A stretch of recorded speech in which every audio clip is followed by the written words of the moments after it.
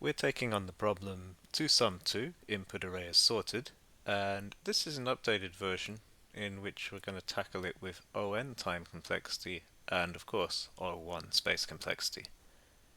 So one other thing we'll be doing in this update is introducing you to a slightly updated version of the application. Um, the learning mode will contain all of the problems in the order they appear in the Udemy course as listed, and it's basically using a spaced repetition learning algorithm, and hopefully I'm able to get this one correct, and hopefully, yeah, we can play around with the complexity and the hint button here.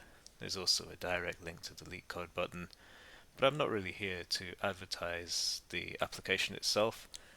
I'm here to make a video for the application, so it's kind of a meta thing. The original video to this is, well, it's a bit of a disaster, honestly.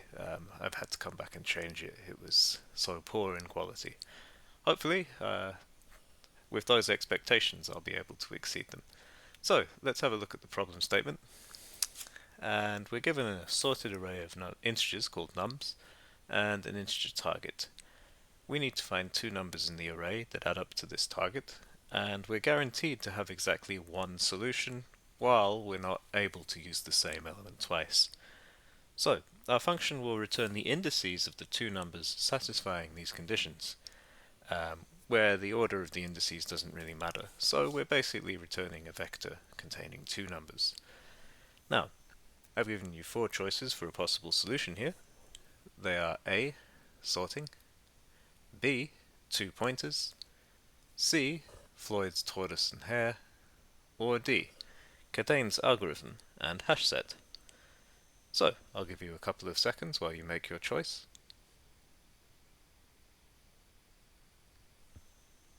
So, for those of you who are able to get this, congratulations. And for those of you who just want to see some code and more of the application, the answer is B, two pointers.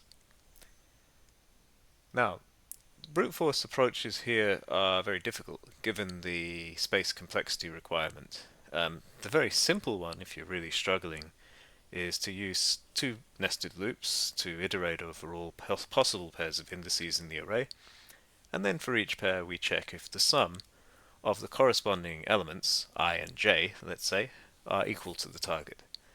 However, this approach would have a time complexity of O(n) squared, since we're checking every possible pair, which would make it highly inefficient for longer arrays or larger inputs. Now, let's take a look at well, here's the line by line of our actual code. In the overall optimized solution, what we'll be doing is using the two pointers technique to efficiently find the pair of numbers adding up to the target. So we have two pointers, left and right, and just jumping in here, yeah, one's positioned at the far left of the array and the other at the far right. And we simply adjust the pointers based on the sum of the corresponding elements, nums left and nums right, checking them against the target, and we move them until we find our desired pair. So let's look at that in a little bit more detail. So first of all, int left is 0, so this is going to represent our left pointer, and int right, it's numbers.size -1, indicating our right pointer. We then begin a while loop, which continues for as long as our left pointer is less than the right pointer. Remember, we're not able to use the same number twice, so we can't have a less than or equal sign here, otherwise we risk having maybe two middle pointers, which would give us an incorrect answer. After that, we do a simple comparison. We're checking if the sum of the elements at indices left and right is less than the target. If so, then we're going to increment the left pointer to move it towards the right. As you should remember, the one thing that's crucial about this problem is we've been given a sorted array. So, no need to look at this. Yes, we've been given a sorted array, and that usually tells us that we can use something like a binary search or this kind of while loop when making our solution. Because it's all sorted already, we don't need to worry about pre-sorting to achieve what we're looking for here. Now, at line 10, we have this else if statement, and this is checking if the sum of the elements is greater than the target. And if so, we're decrementing our right pointer to move it towards the left. Otherwise, if neither of these two conditions are true, then we're going to be looking for a sum of numbers left and numbers right that is equal to the target. And if that happens, then that means we found our answer. Essentially, this line will be able to return a vector containing the indices of the two numbers that add up to our target. Since our problem guarantees exactly one solution, we add 1 to the indices to convert them to the 1-based indexing that is mentioned over here in the problem statement. And that's pretty much it. If no pair is found, I've added this empty vector. Of course, this is really just for completist purposes and to appease LeetCode. We've already been guaranteed that we've got this solution.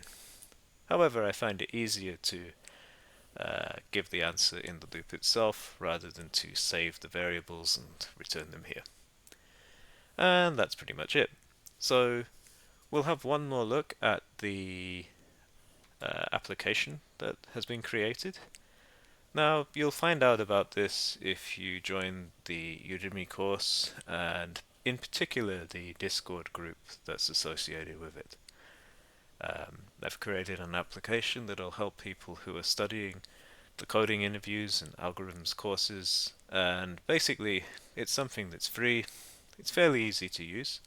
I don't think it has as much educational value as something like let's say the NeetCode course, or indeed there are much better and more experienced programmers offering solutions to LeetCode videos on YouTube.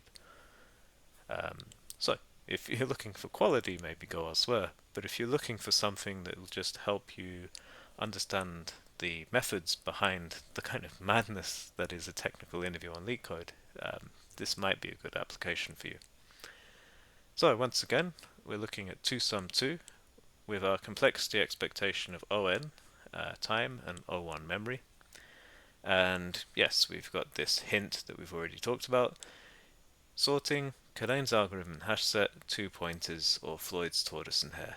And of course, we've just talked about it. It's the 2 pointers solution.